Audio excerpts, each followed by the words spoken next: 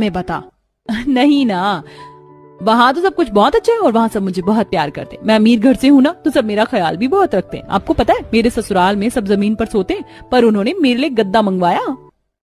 सपना की बातें सुन उसकी माँ को काफी अच्छा लगता है, पर जब अमित ये सब देखता है तो उसे बहुत दुख होता है और वो उसको उसके कमरे में ले जाकर अकेले में सपना से कहता है, सपना, ससुराल जाते ही तुम्हें सोने के लिए खाट दिया गया, तो मखमली गद्दे पर सोने वाली लड़की सारी रात खाट पर करवटें बदलती रही, और जब तुम्हें नींद आई तो बारिश की वजह से और छत टपकने की वजह से तुम्हारी आंखें खुल गई, फिर भी तुमने घर में सबसे झूठ बोला। अब जो है जैसा है वही मेरा ससुराल है। मैं अपने ससुराल की बुराई नहीं कर सकती, और वैसे भी वहाँ सब मुझे बहुत प्यार करते हैं। और रही दादी सास की बात, तो एक दिन में उनका भी दिल मैं जीत लूंगी और उन्हें साबित करके दिखा दूंगी कि मैं उनके घर में एडजस्ट हो सकती हूँ।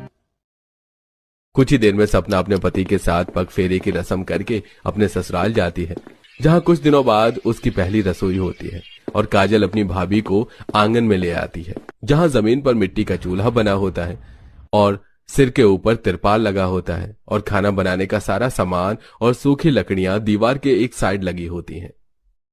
भाभी, यही आंगन में मिट्टी का चूल्हा ही हमारी रसोई है। मैं आपकी मदद नहीं कर पाऊंगी, वरना दादी बहुत नाराज होंगी। अब आपको अकेले अपनी पहली रसोई करनी होगी। कोई बात नहीं काजल, मैं सब संभाल लूंगी।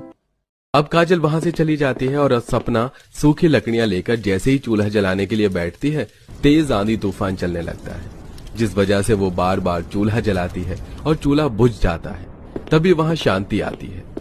बहू, खुले में मिट्टी के चूल्हे पर खाना बनाने में कई परेशानियां होती हैं। तुम एक काम करो, इस कपड़े को इन डंडियों के बीच बांधो, फिर आंधी तूफान से चूल्हा नहीं बुझेगा।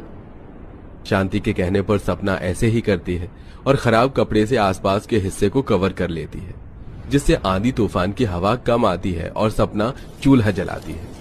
पहली बार सपना चूल्हे पर खाना बना रही होती है और आग तेज होने की वजह से जब वो सब्जी बना रही होती है तो उसके हाथ जल जाते हैं। कितना दर्द हो रहा है, क्या करूं? इस आग को कम कैसे करूं? भाभी, आप ठीक तो हैं? आग तो बहुत तेज है, इसमें 2 लकड़ियां निकाल कर इन्हें पानी में डाल दो। काजल के कहने पर सपना चूल्हे से 2 जलती हुई लकड़ियां निकालकर पानी में डाल देती है और एक बार फिर खाना बनाने लगती है। उसका खाना बन जाता है और वो आसपास लगाई कपड़े हटा देती है, पर तभी हल्की हल्की बूंदें आने लगती हैं। अच्छा हुआ जो बारिश आने से पहले मैंने खाना बना लिया। बूंदाबांदी हो रही है, मैं एक एक करके सारा खाना घर में ले जाती हूँ, इससे पहले कि बारिश की वजह से मेरा खाना खराब हो। सपना सारा खाना एक एक करके अंदर घर में ले जाती है, पर क्योंकि रोटी खुले में होती है इसलिए ऊपर की 2 रोटी गीली हो जाती है, पर सपना ऊपर की वो रोटियां हटा देती है।